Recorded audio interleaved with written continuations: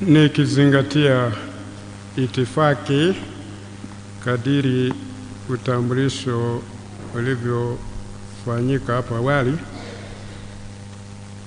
napenda kuungana nanyi wafiwa wote na waombolezaji kumshukuru Mwenyezi Mungu kwa zawadi ya maisha ya Judith Francis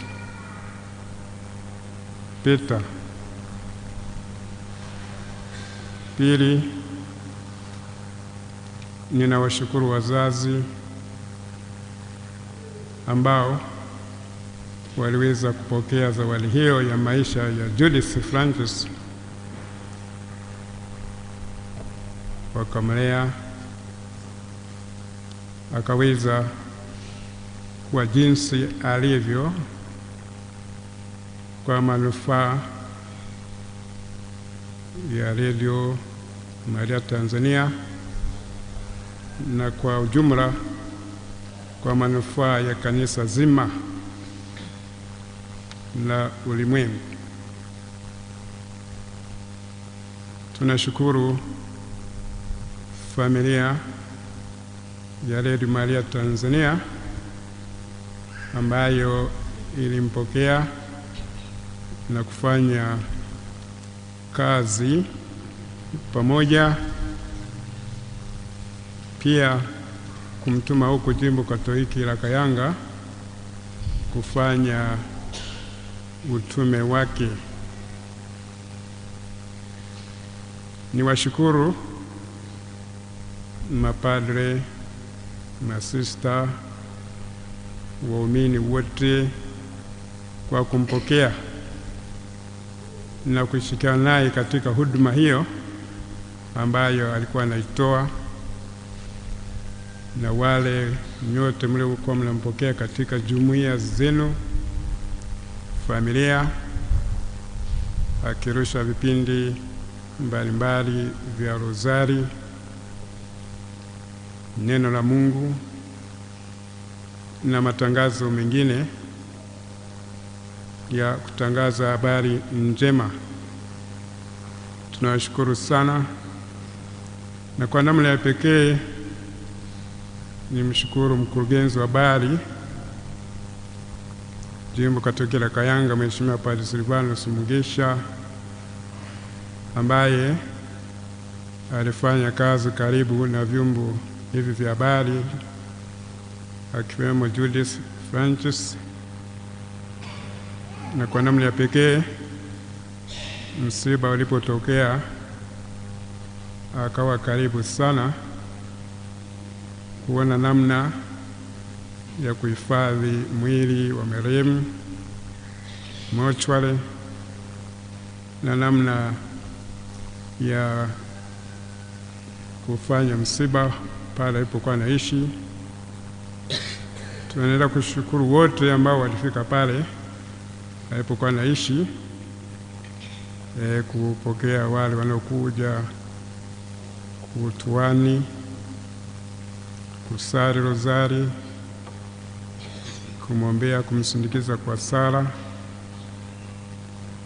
pia na wale waliotoa huduma mbalimbali katika huu msiba uliotufika ghafla kidharura. Na kwa namna ya pekee napenda kumshukuru mzee Elinam Kigwa, sio kama yupo kati yetu, yuko wapi? Asimame. Mzee Elinam Kigwa ambako alikuwa anapanga naishi. Asante, yuko hapo nyuma. Tunakushukuru sana kwa kumpokea na kuweza kumpa hifadhi nzuri hapo, na akawa anatoka hapo kufanya utume wake, na pia msiba ulipotokea kuweza kuwapokea wafiwa na waombolezaji. Asante sana kwa ukarimu wako.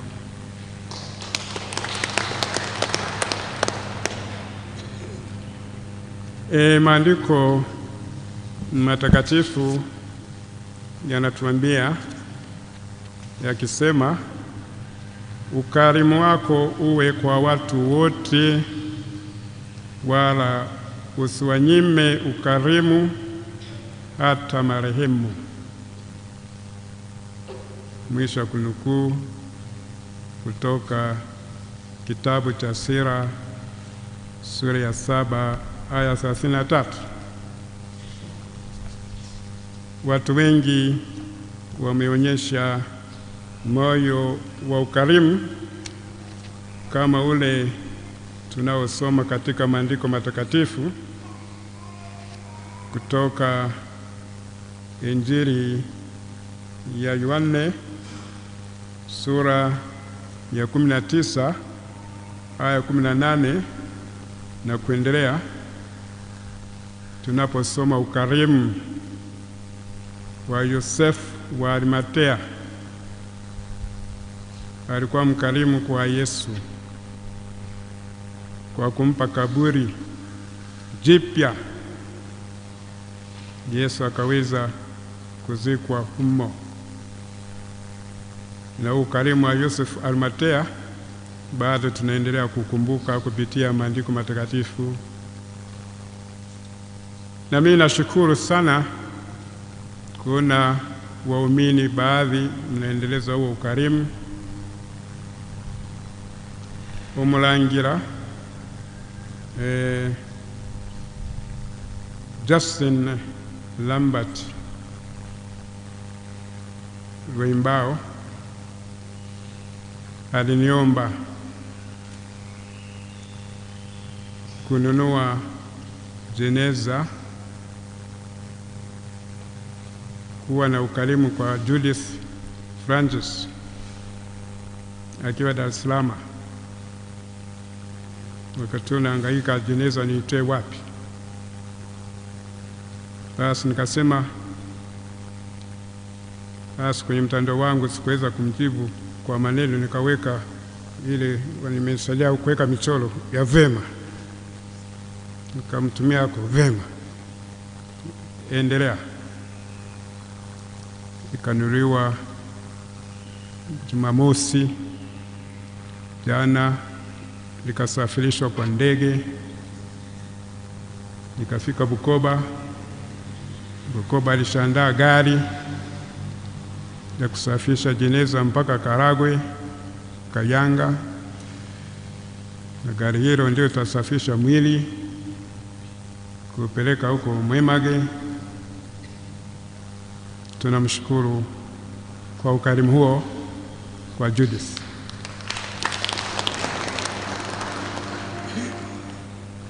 Naendelea kuwashukuru wote wanaoendelea kutoa rambirambi zao kwa namna moja au nyingine.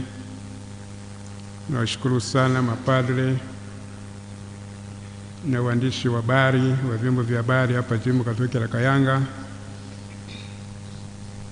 kwa shughuli zote, huduma zote za ukarimu ambazo mmetoa na mnaendelea kuzitoa katika msiba huu.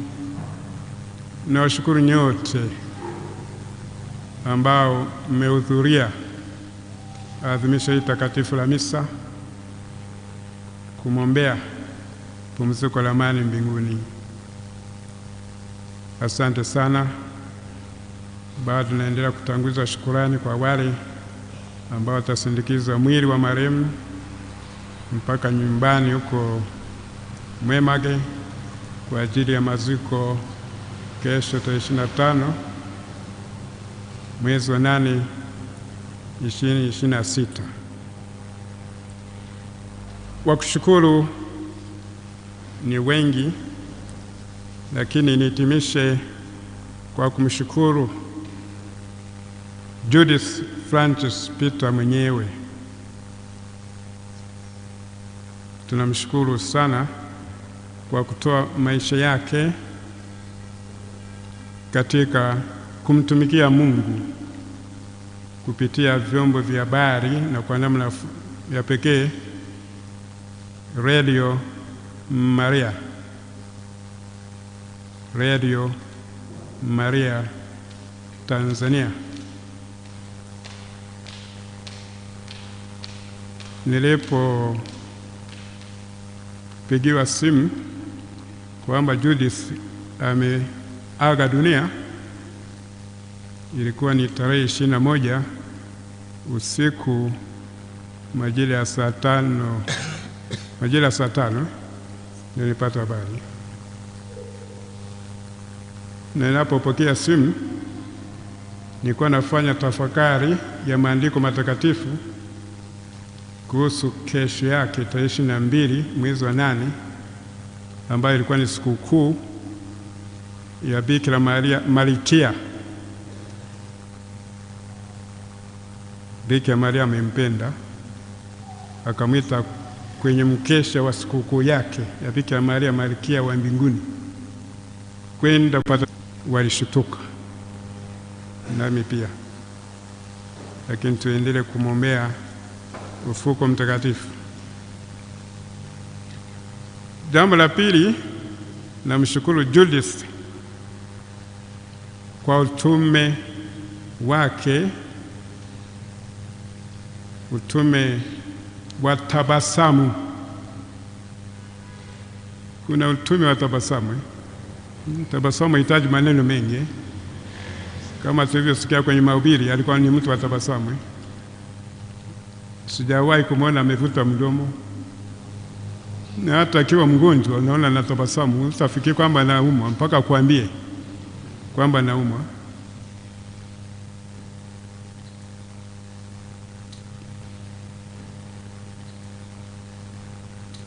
Tatu, namshukuru Judith kwa utume wa uvumilivu.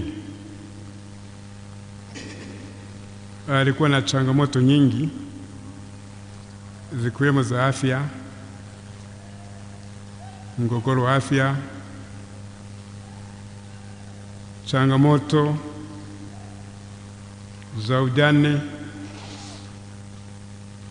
Naposikia historia yake ni kwamba mume wake alimtoka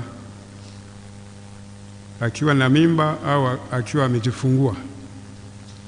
Alikuwa bado ni mgore, bado ajali katoka. Kwa hiyo kipindi chote cha maisha yake ameishi katika ujane, lakini usingejua kwamba ni mjane. Alikuwa na changamka na nini. Na kina mama, baadhi yenu mnajua, mnapoingia kwenye matatizo ya namna hiyo, kunyanyapaliwa kutoka upande mwingine na maneno yanayozungumzwa, ameyavumilia yote hayo kwa imani, akamkabidhi Mungu. Kwa hiyo tunamshukuru kwa kutufundisha uvumilivu. Pia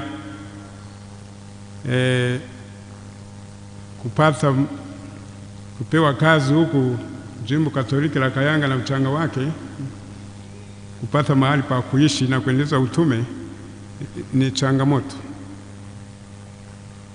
lakini akaweza kupata mahali pa kuishi, kuendeleza kazi. Mimi bahati mbaya nilikuwa sijui anaishi wapi, kuona matatizo ya kula nakoishi, lakini asingekuambia matatizo. Daima namwona na tabasamu tu, mambo yanaenda vizuri. Amenifundisha mengi, ametufundisha mengi, hasa kwa kuvumilia. Kwa hiyo tuzidi kumwombea kwa Mwenyezi Mungu ampokee huko mbinguni kama yeye alivyotuambia, akisema atakayevumilia mpaka mwisho ndiye atakayeokolewa. Tunasoma hayo kutoka Injili ya Mathayo sura ya 10 aya 22.